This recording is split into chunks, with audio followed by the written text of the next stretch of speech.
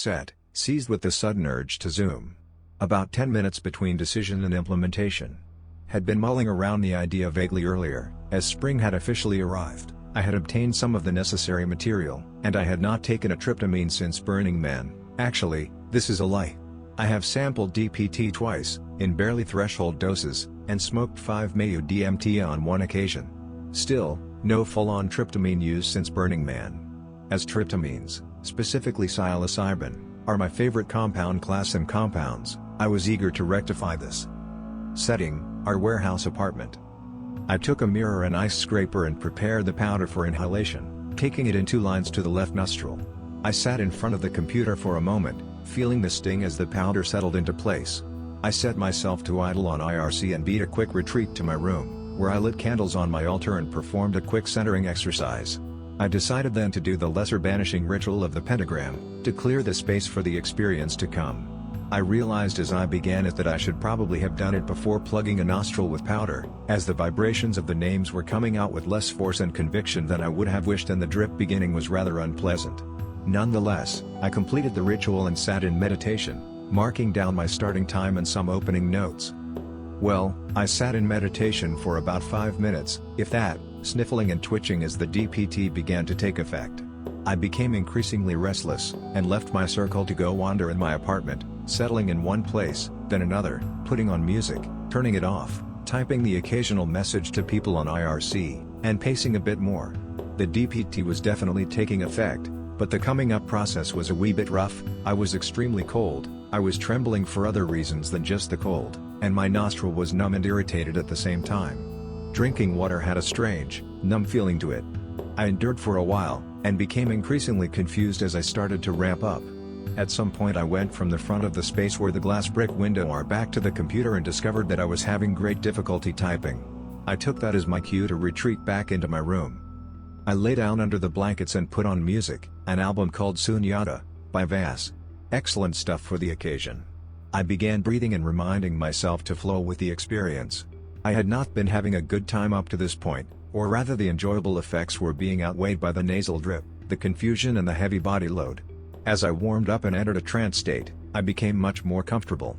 I became acutely aware of the pentagrams I had drawn earlier, and their presence comforted me. I was rapidly peaking. This material is a strong ego destroyer. I felt my mundane self slip away in shreds and tatters, as I accelerated into a trance state in which I was only aware of my body as a mass of prickling and flowing energy, with the spiky, baroque character that is a hallmark of the tryptamines for me. As I regained some sort of equilibrium, I found a thread. I don't know quite how else to describe this, but it is something that is not uncommon for me. Even in deep meditation, it's like something is pulling me, from a specific direction outside of me. This one began below and to the left, in relationship to my prone form. I began reeling in this thread, following it to where it led. It spiraled and twisted back on itself, and eventually it seemed that I had lost it. But I was wrong. It led me to a space full of the most fantastic beasts I had ever seen, like gigantic Fabergé slugs with tentacles riding the crest of a dyed agate sea with gorgeous non-Euclidean cliffs of sparkling jewels. I saw a vision of myself in a circle, around a campfire, with several other warriors with angular faces and paint of green and black on their faces. We were tripping hard and playing drums and rattles, with huge grins on our faces. I had a sense that one face of the tryptamine entity which had existed since the dawn of time is the face of the warrior, who is a guide to right living and an inexhaustible source of strength. That this face was as ancient and as wise as the living Mother of Earth face which I was familiar with from mushroom excursions. Merely to have survived this experience was a source of a great upwelling of joy in me. I took a shower, reveling in the sensation of cleanliness and rebirth. I was still flying high when I got out and returned to the computer to take some notes and tell some people that I was doing okay. Eventually, I returned to a more reasonable semblance of baseline, around 11 p.m. I was down to baseline proper by 12:30. All in all, a joyous and life-affirming Zoom, one that put me triumphantly back in touch with an important root of my spiritual practice. But, by itself, it isn't the kind of thing that I would post. What is still amazing me is what happened the next day. The dream, I was in a wonderful mood, having landed a job that looks like it will be just what I need to move into the next phase of my life. I spent several hours upon returning from the interview chatting with IRC folks, a popular pastime for me. I'm an unrepentant IRC addict, and eventually settled down to read a real, paper book on my couch. I had woken up for business hours on a Monday morning, unusual for me, and found myself drifting off to sleep. I dreamed that I was living in our warehouse apartment, maybe 3 years from now. It was substantially different than it is now. I should note that many of my dreams are of the it's like the warehouse, except different variety, these days, with many more people living in it and decorations I can only describe as Blade Runner-esque. Most of the early dream involved a large party we were hosting, but after the guests left, I climbed up on my top bunk.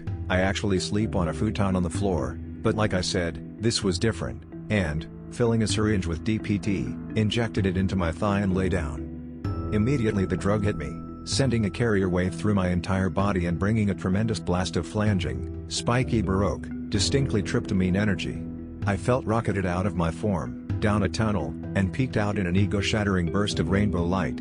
I was in a vast, formless space, and the flanging sounds resolved themselves into a voice that sounded like someone whispering through a vocoder. The voice asked me a couple of questions and told me a thing or two. I get the impression I'm not supposed to go around saying what, so I won't, and began to fade as I came back into my body, and discovered, much to my surprise, that I was napping on my couch. Now, this was one of the most intense psychedelic/tryptamine experiences of my life. Brought on by a dream. The mind is an incredibly powerful thing, ladies and gentlemen.